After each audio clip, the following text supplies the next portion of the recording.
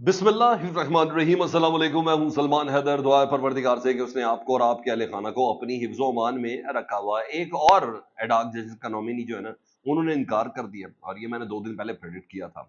और ना सिर्फ ये बल्कि जो काजी साहब का प्लान है ना, वो चौपट हो रहा है। और कुछ ऐसा हुआ है, पाकिस्तान तहरीक इंसाफ ने जी बाकायदा तौर पर आईनी लाइन पर एक छक्का मारा है डॉग जजेस के ऊपर। उसकी कुछ डिटेल्स मैंने बतानी है। इमरान खान साहब ने आज कहा है कुछ नया कि ये पागल हो चुके हैं, इनके तसव्वुर में नहीं है, खाम ख्यालियत दीवाने हैं, ये पाकिस्तान तहरीक इंसाफ पर ये पाबंदी लगा सकते हैं। उसके अलावा कुछ और चीज़ें भी हैं, क्योंकि आज इमरान खान साहब से वो मुशावरत हो गई जिससे मुसलसल रोका जा रहा था।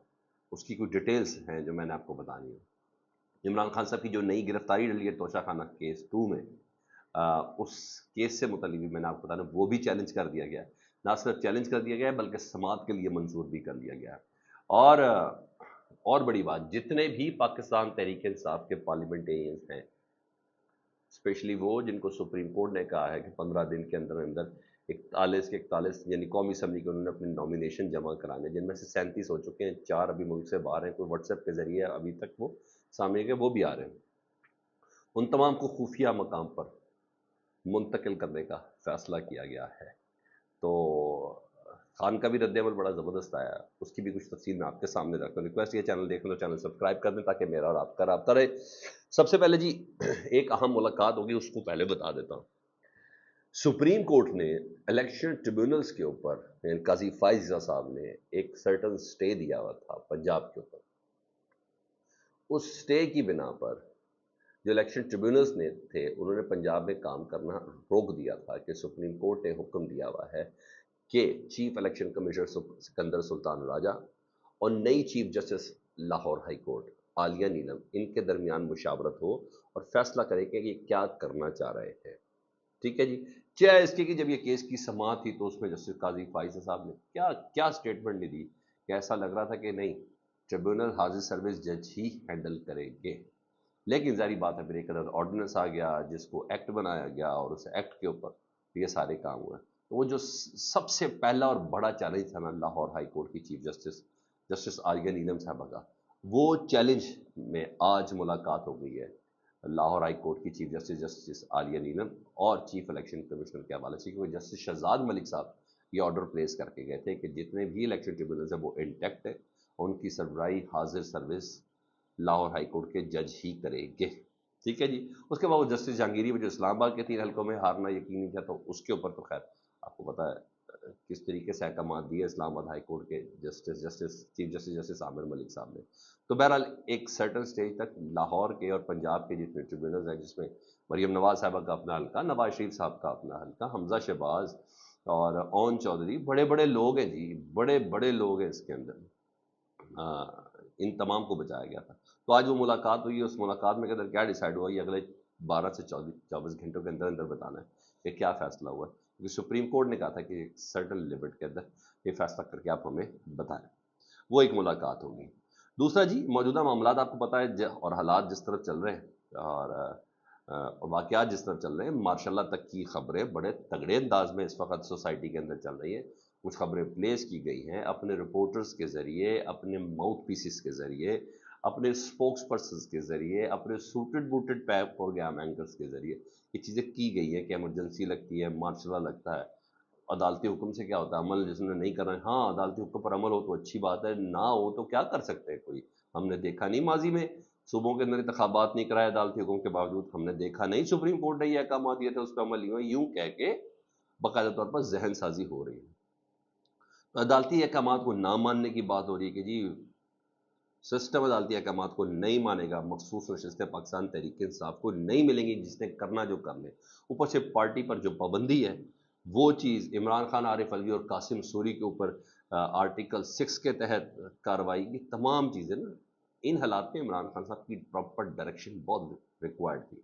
तो बाकायदा इजाज़त मिली है जिसमें इमरान खान साहब डायरेक्शन दे सकते हैं। तो आज इमरान खान साहब की वो मुलाकात हो गई जो लॉन्ग टाइम ड्यू थी, जिसमें तमाम चीज़ों का अहाता करना था, जिस पर उन्होंने मशवरा देना था। उमर अयूब साहब, रऊफ़ हसन, तैमूर शगड़ा, पंजाब में अपोजिशन लीडर अहमद खान बच्चर साहब और उमर डार और उस्मान मेला, इनकी मुलाकात हुई है। بڑی دیر میں تسلی سے ان کی ملاقات ہوئی ہے، اور کس نے کیا کرنا ہے بالکل واضح ہوا ہے، اور پارٹی پر پابندی کے حوالے سے بھی عمران خان صاحب نے اپنا رد عمل دیا اور کھل کر رد عمل دیا، کیونکہ وجہ یہ ہے کہ عمر ایوب صاحب کہتے ہیں میں نے اس ملاقات میں جب باہر آئے میڈیا سے گفتگو کی، عمر ایوب صاحب نے بھی گفتگو کی، اس کے علاوہ دیگر رہنماؤں نے بھی گفتگو کی، رؤف حسن نے بھی گفتگو کی، تو انہوں نے کہا کہ بھائی عمران خان صاحب کو میں نے عمر ایوب صاحب نے کہا میں نے کہا کہ صبح پریس کانفرنس جب ملاقات کر رہے تھے کسی کا باپ بھی پاکستان تحریک انصاف پہ پابندی نہیں لگا سکتے، اس پہ عمران خان صاحب ہنسے اور اس کا کہا یہ لوگ پاگل ہو گئے، یہ لوگ دیوانے ہو گئے، یہ کیسے پاکستان تحریک انصاف پر پابندی لگا سکتا ہے، یہ ممکن ہی نہیں ہے، ٹھیک ہے۔ چیف الیکشن کمشنر اور اس کے تمام ممبران کو فی الفور مستعفی ہونا چاہیے۔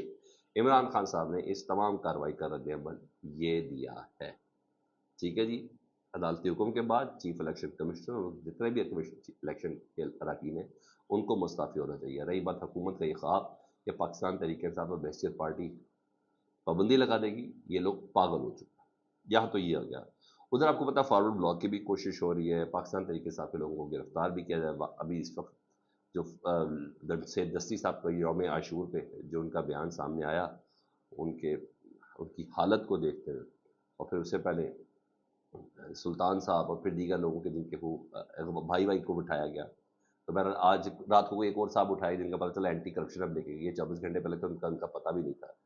تو پاکستان تحریک انصاف نے ڈیفینیٹلی کچھ نہ کچھ معاملات تو طے کرنے ہیں، تو جتنے بھی پارلیمنٹیرینز ہیں نا، اسپیشلی جنہوں نے اپنے ڈکلریشن جمع کرائی ہے یا کرانی ہے یا کچھ بھی ہے، ان سب کو محفوظ مقام پر منتقل کرنے کا پاکستان تحریک انصاف نے فیصلہ کر لیا ہے، اور تاکہ ایک جگہ پر وہ ڈکلریشن اپنی جمع کروا دیں، جو سپریم کورٹ نے 15 دن کا وقت دیا ہے کہ 15 دنوں کے اندر ان کو اپنی ڈکلریشن اپنی پارٹی اپلیشن جمع کرانی ہے، تاکہ کوئی گرفتار نہ ہو سکے، کوئی بولی نہ لگ سکے، کسی قسم کی کوئی چیز نہ ہو سکے، کیونکہ تحریک عدم اعتماد کے دوران پاکستان تحریک انصاف کے ساتھ یہ ہو چکا ہے، تو انہوں نے یہ حفاظتی جسے کہتے ہیں نا میجرمنٹس، اس کو اڈاپٹ کیا ہے۔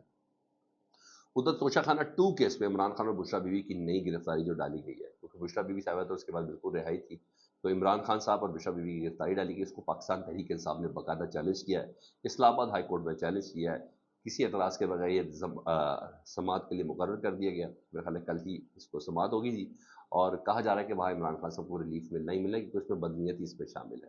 ہاں، نیب جو ہے 190 ملین پاؤنڈ میں ریفرنس دائر کرنے کے لیے بڑی زبردست طریقے سے بےتاب ہے، تاکہ کوئی اور طریقے سے عمران خان صاحب کو اندر رکھا جا سکے۔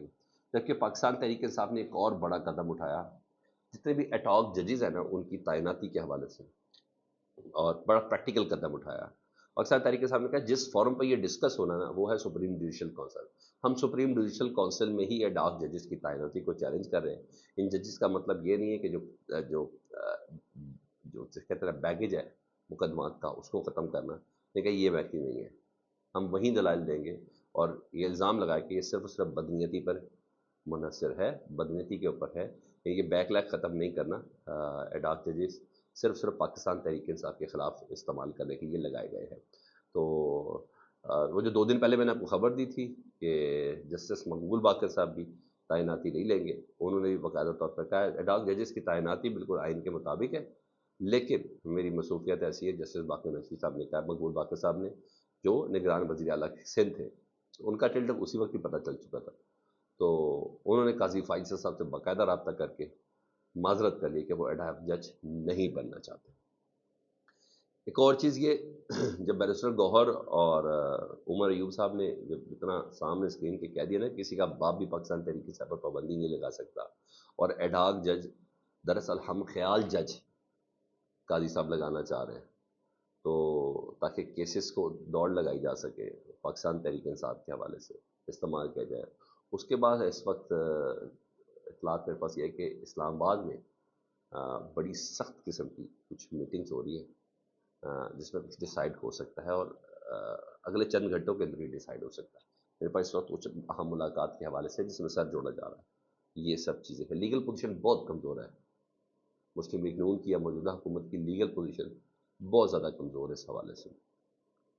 ادھر سپریم کورٹ کے میں نے آپ کو بتایا کہ احکامات کی روشنی میں جو ایک ملاقات ہوئی ہے نا، اس نے بھی بہت سی چیزیں کلیئر کرنی ہیں، یعنی سکندر سلطان راجہ صاحب اور لاہور ہائی کورٹ کی چیف جسٹس۔ لیٹس سی، مجھے بھی تھوڑا انتظار ہے، فیڈ بیک سے متعلق ضرور آگاہ کریں۔ ہاں، سرم جاوید صاحب سے متعلق وہ جملہ مجھے بڑا اچھا لگا، بیرسٹر گوہر صاحب کا، پاکستان تحریک انصاف کے چیئرمین کا. انہوں نے کہا سنم جاوید صاحبہ جو ہے کیا وہ پارلیمنٹ میں جا رہی ہیں، پارلیمنٹ کی ممبر ہونے جا رہی ہیں؟ انہوں نے کہا وہ اس وقت پارلیمنٹ کی ممبر ہیں. تو ہلکی سی بھی کوئی کنفیوژن کو ختم کر دیں. فیڈ بیک سے متعلق ضرور آگاہ کریں. اپنا بہت خیال رکھیں. اللہم صلی علی محمد و علی محمد.